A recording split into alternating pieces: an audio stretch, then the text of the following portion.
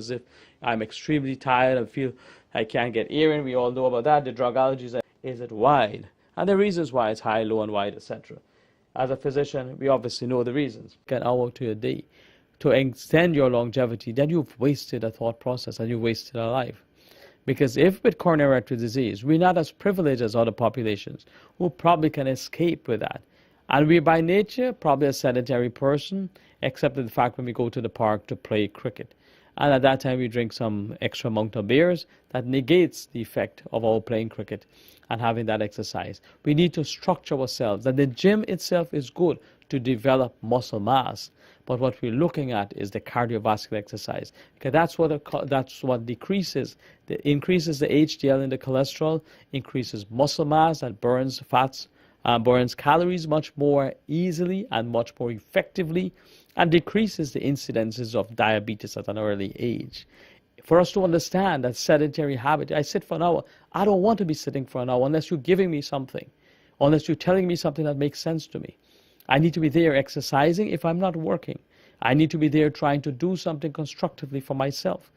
But I don't want to be involved in something that acquires a sedentary habit because I know what my life situation is. If I'm presented with a plate of food, if it's a large plate of food, and I know I'm not eating because I'm hungry, I'm eating because the food feels good. Maybe it can last until tomorrow. It's for us to understand when we give given medication. Take the medication. It is what is prescribed for you. Don't take it when, I feel my blood pressure is good, so I won't take it. Exacerbation of hypertension can cause premature heart disease. Exacerbation of sugar, the number one cause for us, precipitating our premature coronary artery disease. In the cases we described was a patient with heart disease, because heart disease is a wide spectrum of diseases. This was involved in electrical conduction with a young man who fainted in my office. This was the one who presented with an STT wave changes, who had a stent, and it's a life-saving stent. But to us to think that that stent is going to remain there for the rest of our lives, yes.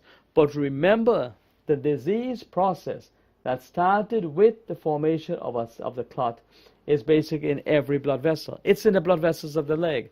We walk and we have a claudication distance. I will say to you, the patient who presents to me and say, "Doctor, I used to be able to walk from here to a landmark, say right there, and I get no tiredness in the leg. Now I'm unable to do that same movement before. Now I'm getting tired in the leg and I have to stop and sit, and then that's decrease in blood supply to the muscles of the leg. And that's advanced peripheral vascular disease. That in itself, a lot of the time precipitated by excessive amount of smoking, or same coronary artery disease with the evidence of atherosclerotic plaques within the large blood vessels of the leg can also present with this.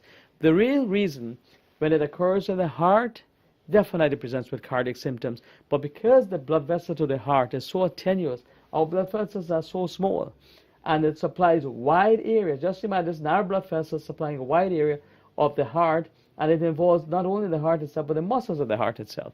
We do the angiogram, and we found out the gentleman had this vessel that was blocked, and now we had the stent, and the stent was here, and it remains there. But the process, the atherosclerotic plaque, is in the rest of the blood vessel.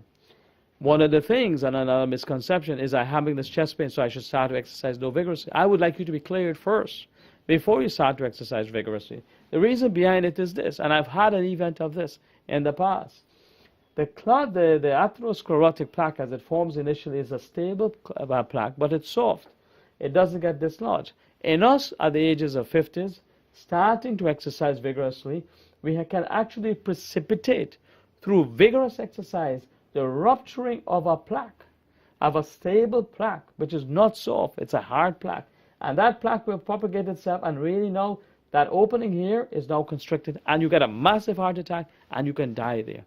So my thing about it, understand fully well, as a population, we are going to be affected by heart disease. We have to educate ourselves. Every single thing about the heart somebody is talking about should be listened to by our population.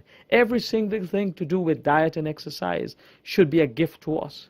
Every single thing that we can do to decrease the incidence of diabetes, control our diabetes, control our hypertension and cholesterol, should be a gift to us. Education on what is important for us to prolong our longevity, prolong our life, and acquire longevity is basically going to be something that is a common sense approach for our population.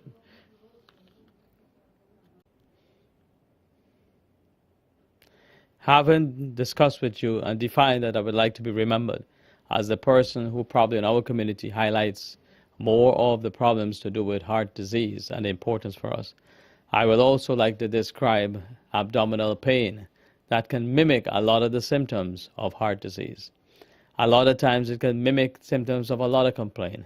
And if I were going to categorize my own people, with myself included, I think we are a population, and this is not, I don't want to make light of it.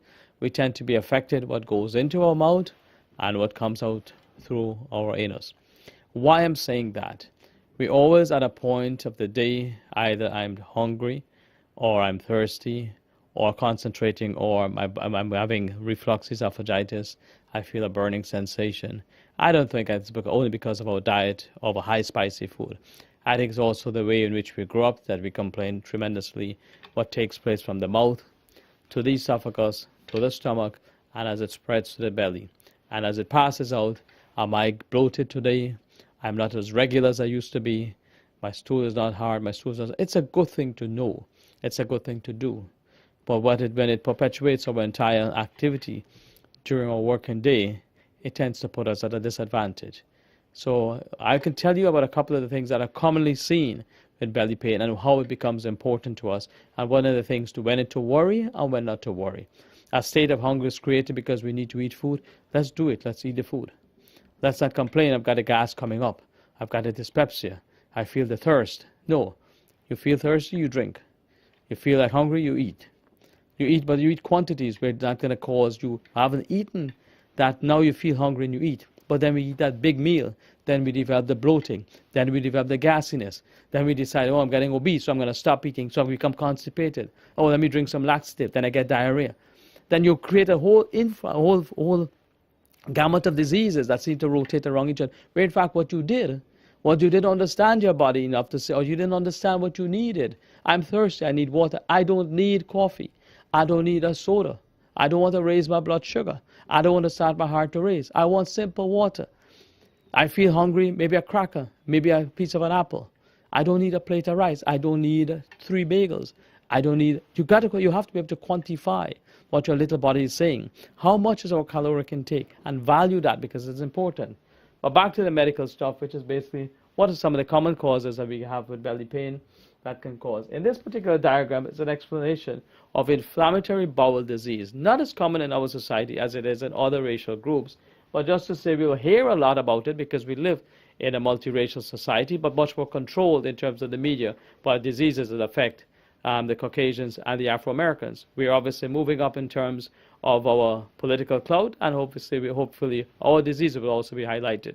But a lot of times we go to our physicians not of our ethnic origin, will ask us about inflammatory bowel disease, with the alteration of bowel habits, with the passing of a little bit of blood in the stool, pass a little bit of extra mucus, and it's always going to come up with Crohn's disease and ulcerative colitis as 2 big differential diagnoses. But in my years, even in my practice, I only have about 3 or 4 patients with Crohn's disease. And irritable bowel syndrome, inflammatory bowel disease, and spastic colon, they're all going to be disease processes that you're going to hear about. Not as much that affect us as much as developing colon cancers. But in our situation, which affects man hours, which affect our thinking powers, which affect the way in which we act.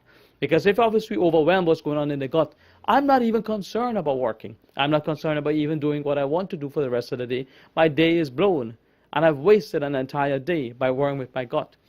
When the gut starts to worry, let's look at our nice patient here, basically absorbing the food, going through the esophagus, and then to the esophagus, into the stomach. Here again, very common in our situation, development of duodenal ulcers, obviously started with gastritis, with an irritation involving the mucosal membrane, that can actually develop into a frank ulcer. We have evidence that under the liver is where the gallbladder, and obviously we mentioned in the past that the gallbladder's function is to store the breakdown products of the hemoglobin.